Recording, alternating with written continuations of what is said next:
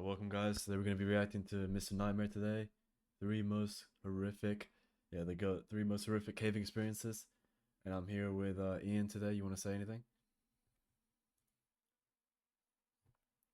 Let's get straight into it. Let me know if it needs more volume or not. I think it's good.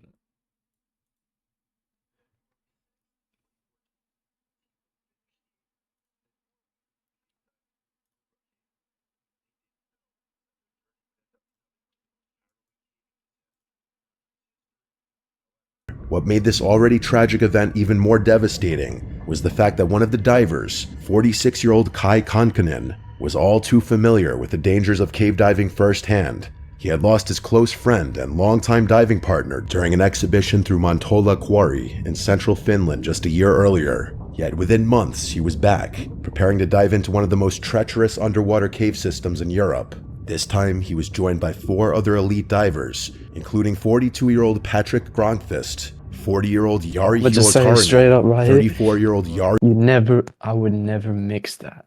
Like caving plus diving.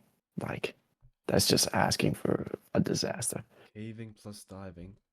Like underwater cave diving. Oh yeah.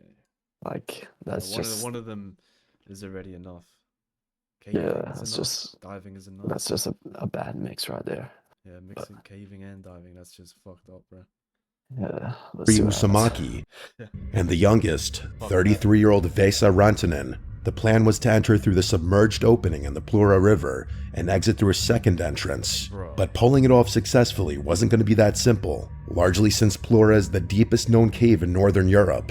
The connection between the two entrances was also discovered only recently, so there wasn't much information on how to navigate it successfully either. This newly discovered route descended over 100. Some poisonous fish or something. Or just you're fucked. Done for. Like you can't even run. You can't. You just have to. You can't even outrun it.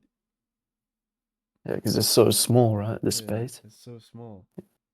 Like you either have to go back or just keep going forward, and then you'll probably find another one, and then you're dead. 30 meters into pitch black icy water with brutal cold and tight squeezes, further adding to its extreme difficulty.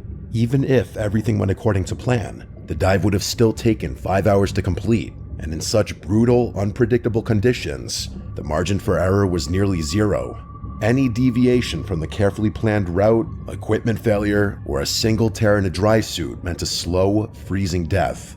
With all this in mind, the group went to the starting location on the 6th of February and cut a triangular hole in the ice to start their descent. But instead of diving all at once, the team split into 2 groups. Jari H. and Patrick went first, using underwater scooters to conserve energy, and the other 3 followed 2 hours later, giving the sediment time to settle for clearer visibility. This was a crucial precaution, since sunlight barely penetrated more than a few meters into the cave, so any loss in visibility could have proved fatal. Fortunately, things started off on the right note.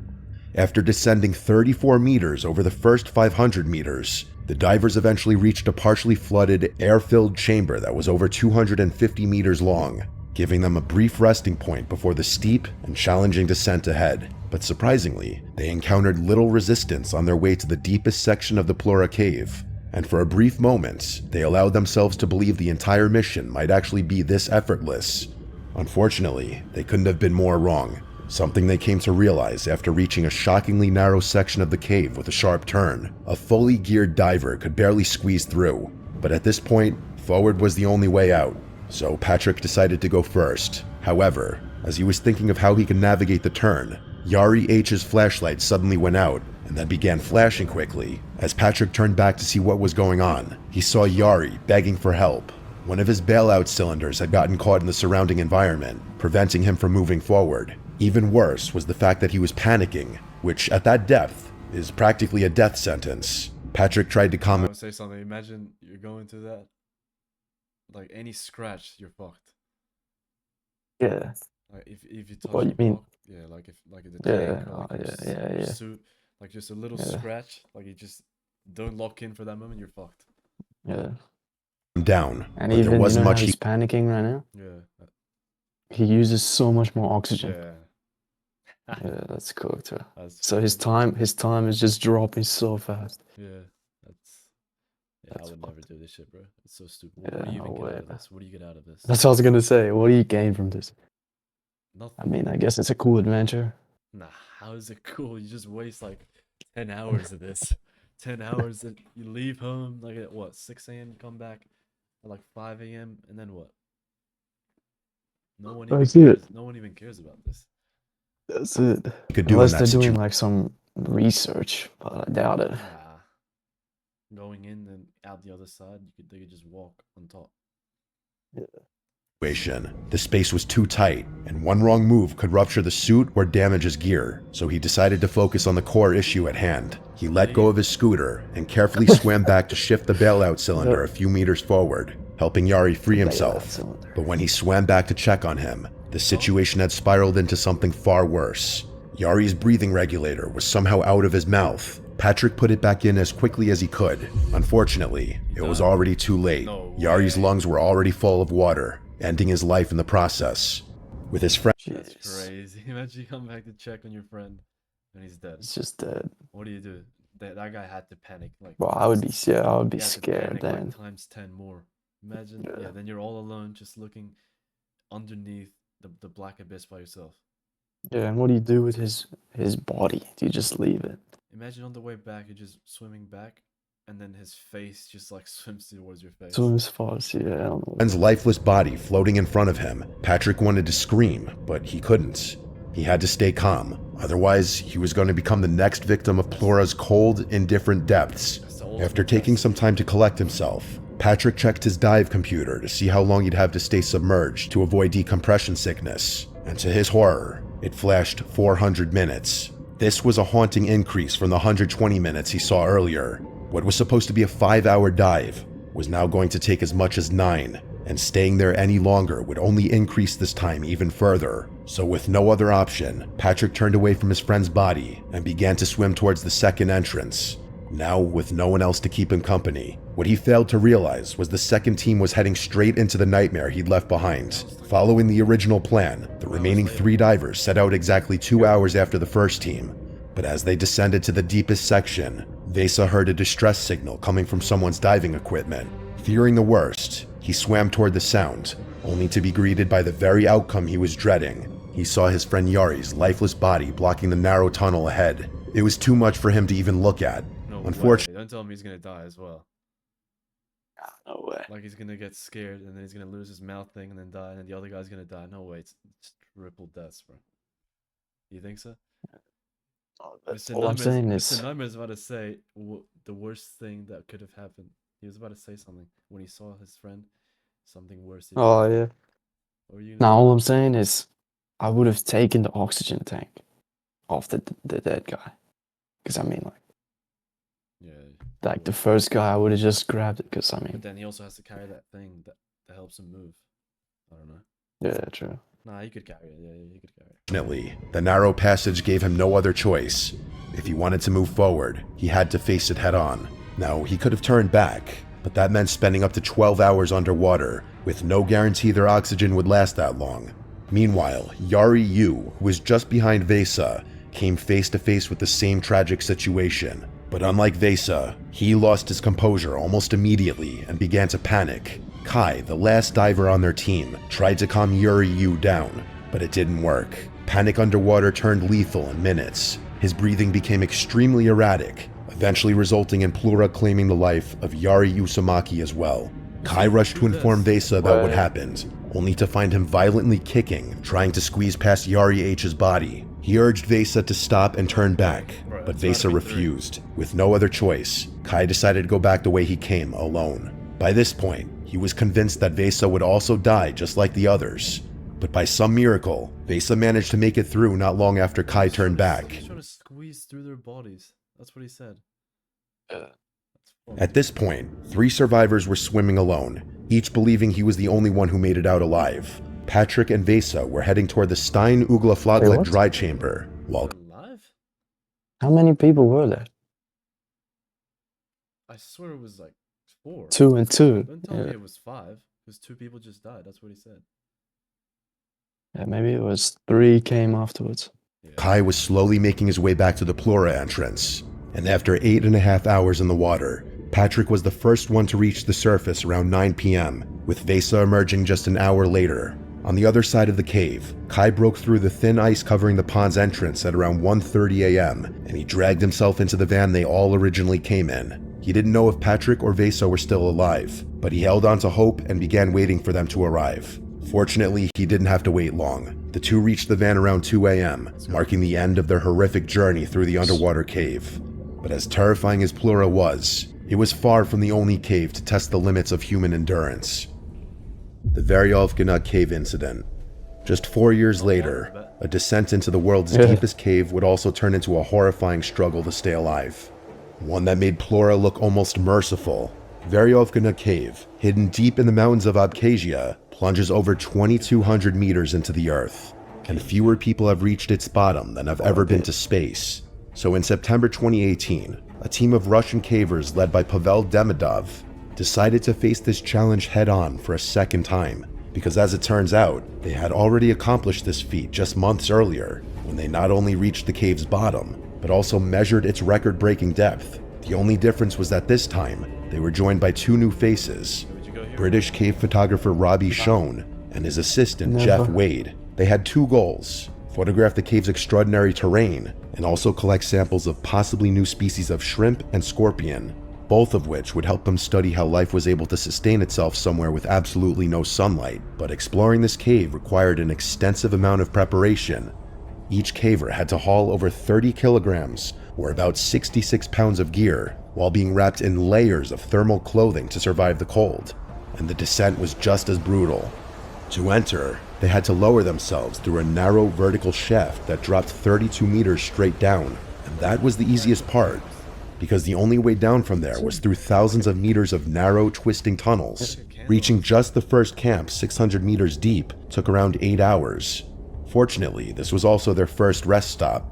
You see, unlike most caves that can be explored in a single day, Veryovkina takes multiple days just to reach the bottom, so the previous cavers had to set up 6 underground camps, where explorers could dry off, eat, rest, and mentally prepare themselves for crawling through mud and water, squeezing their bodies through awfully narrow passages, all while risking hypothermia due to the cave's near-freezing temperature. Luckily, things were on schedule for Pavel and his group, and after 4 days of brutal descents, they finally reached the deepest camp. The plan was to stay there for over a week, explore the deepest tunnels, and photograph the surreal turquoise lake at the cave's end. And that's exactly what they did for the first 6 days. They even managed to collect some samples of the tiny organisms living in that darkness. However, this calm and peaceful exploration came to a sudden, crashing halt on day 7, and the first ones to face this upcoming disaster were Roman and Natalia, 2 team members who had left just over a day earlier to catch a flight. After a deafening roar, thousands of liters of water came crashing into the cave, flooding it without warning. They immediately contacted the rest of the team at the bottom through a cable line that was installed earlier. However, Robbie and the others weren't as worried as they probably should have been. Flood pulses weren't rare in deep caves, and they usually passed quickly. The group at the bottom assumed that this would be no different, and went on with their activities. Tragically, they were dead wrong. A little while after the warning came in, water exploded from a chasm just meters from their camping spot and began filling the camp. They prayed for it to stop, but it didn't. By the time they realized the true gravity of the situation, the water level was already dangerously high. They had waited too long, and now the entire chamber was about to end up underwater. But just when it seemed all hope was lost, Robbie sprang into action and quickly suited up in his caving gear. He then clipped himself to the rope leading out of the cave and started climbing.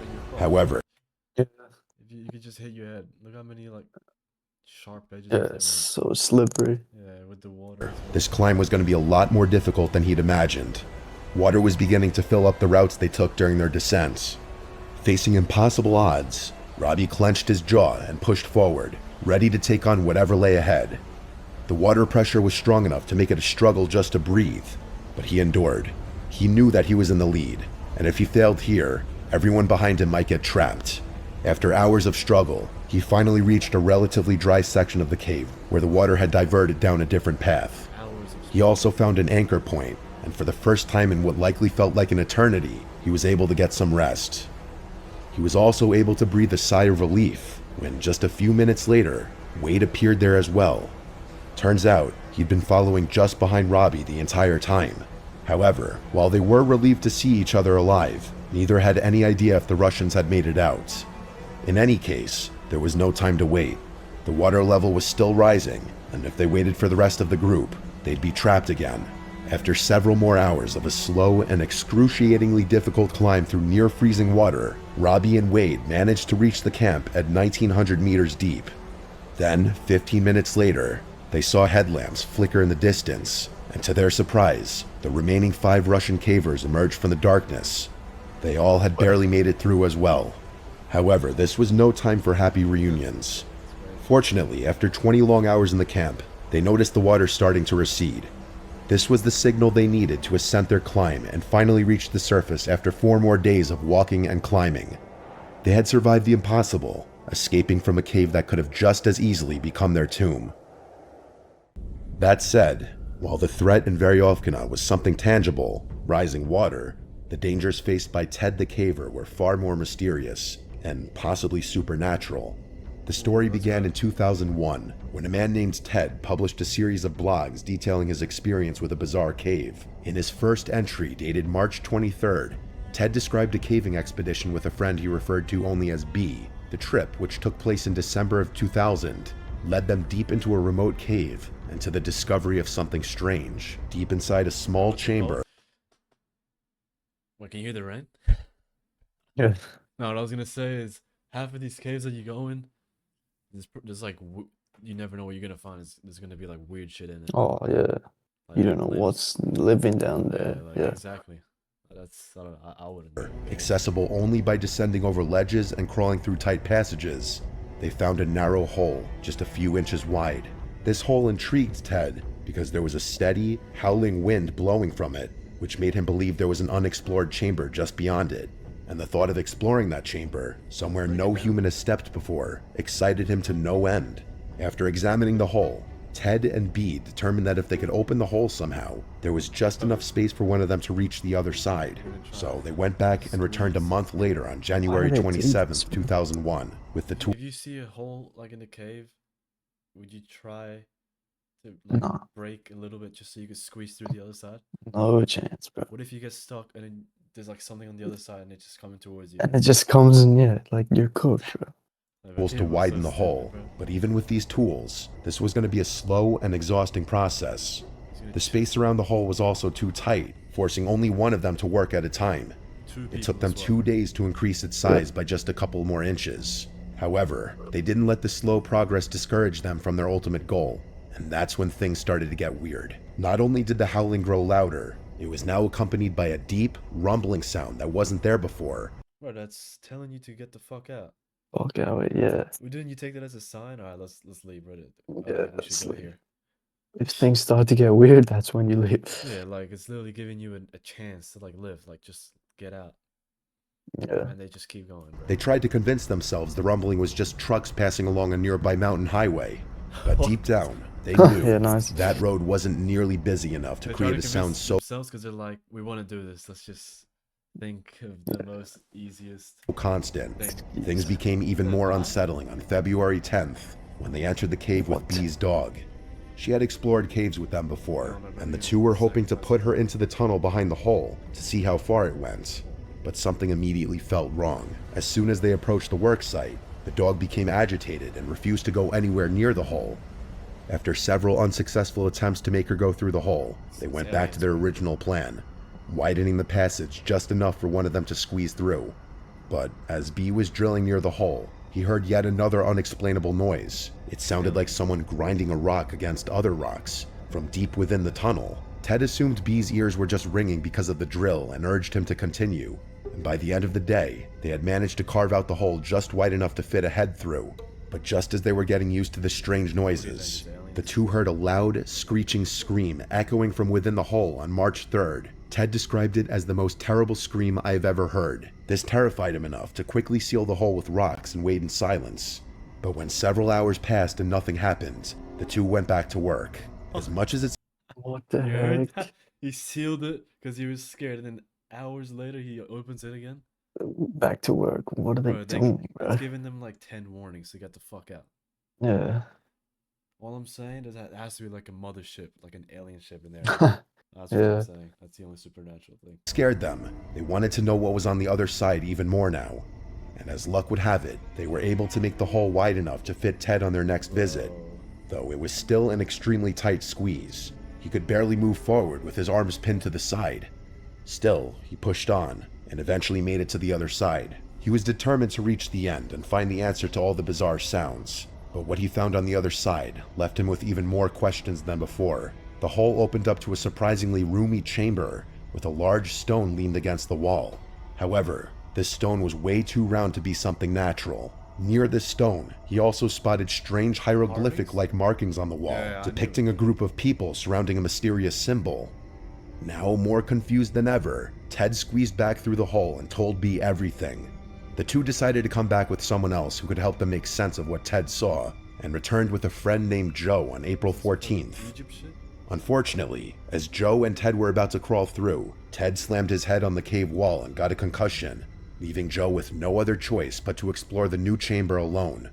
Joe entered the tunnel and didn't come out until much later, far longer than the trip should have taken. However, the more pressing issue was the condition he came back in. He was pale and shaking. When asked what happened, he said only, "I don't feel good," and walked out of the cave. Even after they made it back outside, Joe never spoke to them again, leaving them to wonder what he could have seen in that tunnel that shook him so badly. Ted and B needed answers, so they returned again on April 28th. How many times are you What gonna are you doing? return? They needed answers. Buddy, your answer is to not go back. Bro, oh my god, bro. It's literally, they've given them chances. If they end up dead, I'm not gonna be surprised, dude. Yeah. I'm gonna be It's like, I their told you fault. so, bro. So 8th, stupid. this time with proper equipment like a two-way cable phone and a camcorder to capture everything inside. Just like before, Ted went in alone and eventually reached the large room with the strange stone again. But as he was exploring the area, a grinding noise echoed from behind. Yeah, he's He stood too fast from the shock and slammed his helmet into the rock ceiling, breaking his headlamp. Ted fumbled for glow sticks in his bag, while fearing what their green glow might reveal. When he cracked one, however, the room was completely empty. He then reached for the phone. No response. The line was dead. He cracked another glow stick and threw it towards the stone, and that's when he noticed something that nearly had him screaming. The round stone had moved. It was now sitting on top of the phone wire, likely severing it in the process, which would explain why the phone wasn't working. smooth stone. But he had a bigger question in mind. Who or what moved that stone? That's when he felt something crawling behind him. He didn't have it in him to look back. All he could do was Hey, if you feel something crawling behind you after you see all that, what are you doing? You looking back? I don't know. I'll probably just be like, in reality, I'll probably just be frozen. Like, Yeah, like you feel. Let's say like this. You feel it. Like, what do you do? And you know if you look back, you're gonna see something that's gonna fucking, like, who knows, like a 6 foot, I don't even know, like a bro. 10-foot alien. Like, what do you do? Bro, I don't even know what the fuck I do, bro. I think I'll just be scared like this. I'll just be like, Would you just try to? Would you close your eyes? yeah, I'll probably just. I would close my eyes. I'll be like, I wouldn't. I would just try to act as still as I can. Because I know, I don't know, bro. Yeah, you're basically dead. Yeah, I wouldn't have it in me to just look back.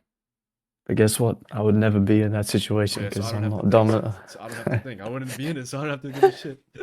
So that's Yeah. up to him. Let's see what he does. Hold on, let's hear that again. He saw. That's when he felt something crawling behind him. He didn't have it in him to look back. All he could do was Didn't run have it back. in him. However, as he crawled through the narrow tunnel, a rotting stench poured in behind him. It was thick, wet, and suffocating. He popped out of the hole, gasping for air, but before he could gather his thoughts, the two heard the scraping sounds coming from inside the hole once again. This sent them running for the exit. Ted ran after B, who had already begun climbing out. As they reached the cave's entrance, the rope they were climbing began to move. Something was pulling it back. Luckily, both of them made it to the top before What? whatever was chasing them could catch up. I'm sorry. And they got without a pressed. second thought, B pulled out his knife and cut the rope, sending it falling back into the darkness below. However, that wasn't the end of Ted and B's story, But they got because a few blessed. weeks later, Right? Ted Yeah. posted another update to his blog, reading, "For my family and friends who are reading this, I say, be at peace. I will conquer this What? cave. Then I will Oh my return God. and update this website immediately. Yo, I will include any photos we take." What's his name, bro? Is Is he still posting? Nah, it was from 2000. Let's be honest. You think he's dead? All I would have done this. I would have just got like a dynamite, just Oh, light right it inside, and right? just drop it in the cave. Yeah. Or the little hole that it was in. Or TNT.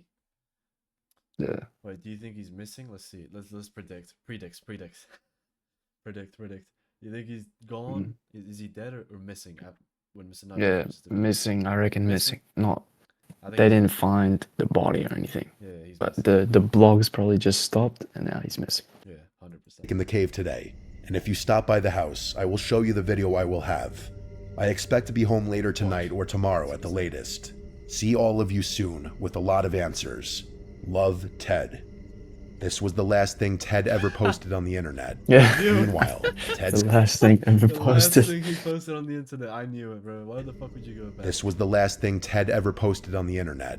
Meanwhile, Ted's caving stories spread like wildfire. People obsessed over what might have happened in that cave and whether Ted made it out alive. Over the next 2 decades, different theories about what happened to Ted emerged across the internet. Some believed he and his friends were taken by a demonic creature lurking in that cave. Others claimed the opening behind the stone was a portal to another world, but all these theories were proven false when the YouTube channel Nick Boddick released an interview with Ted himself. And as it turned out, most of it was fake. While he did explore a creepy cave, the hole and the supernatural elements were entirely fictional, created only to tell a chilling story. True or not, it remains one of the most unforgettable cave stories to ever grace the web. He's just saying that to cover it up. Yeah, he definitely. Yeah, He's just saying that he's so. saying that to cover it up, man. Yeah, Anyway. That was it's a good video. crazy. Stuff like that does exist. Yeah, 100%. Look at the comment. The best part of caving is that it's completely optional. Damn right. Why would anyone want to do anything described in all 3 of the stories? Pretty sure Ted the Caver is extremely creepy ancient piece of internet folklore. Ted the Caver. That's his name.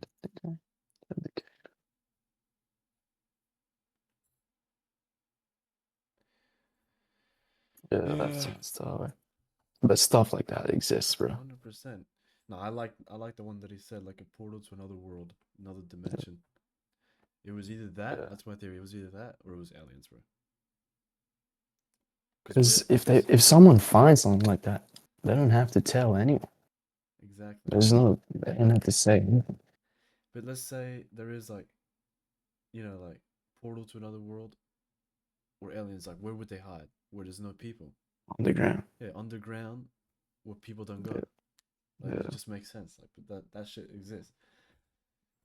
It's that simple. Yeah, I don't understand why people do all that shit, anyways. Yeah. Yeah, what do you think about this? I'll rate this video probably like an 8 out of 10. I love a good caving story.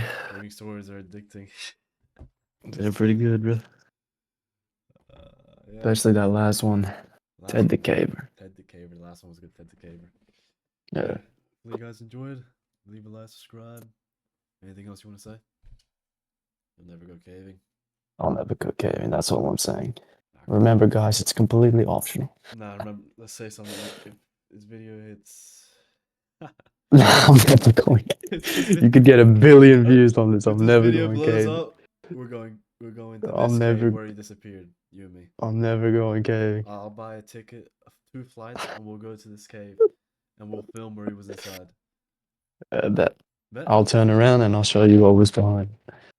What, when you feel something? Yeah. I'll just grab the camera, turn around. There you go. I bet. Ah, that's funny. Damn, See bro. you guys in the next video. Never do caving, bro.